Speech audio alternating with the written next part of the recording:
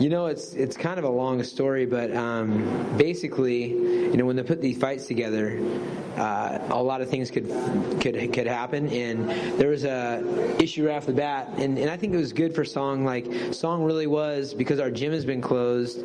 Like, we took the quarantine like real strict. There's about 8.5 weeks where has no one to train with, and he's just doing his own thing at home, and so the idea of fighting on short notice to him was like, oh no, and I had to. 大家好，老师从业中医男科30余年，帮助了数千名海内外华人朋友通过中药调理重回男性雄风。如果你也存在房事时间短、勃起无力、硬度差、中途疲软、肾虚、前列腺炎等问题，现在就加中医老师微信574-993-200，纯中药，一人一方，治根治本，帮助你持续坚挺20至40分钟，补肾壮阳，延时助勃，彻底告别快男软男。记住微信574-993-200。All this different stuff, and he's like, somehow Cheeto heard that Song backed out, put a tweet out that said Song's a pussy and Uriah jump in, and so that put it in my head like, I said, Shelby, just keep on trying to get this fight for Song. Worst case scenario, I'll be there.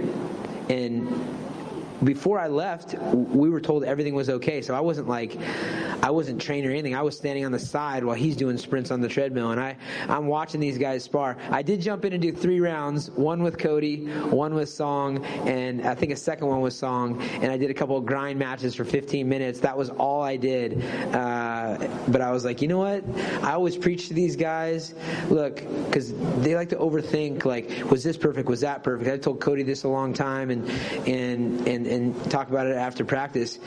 If a guy slaps you in the back of the head, grabs your girl's butt, and takes your beer, are you going to worry about if everything was perfect? You're going to whoop him.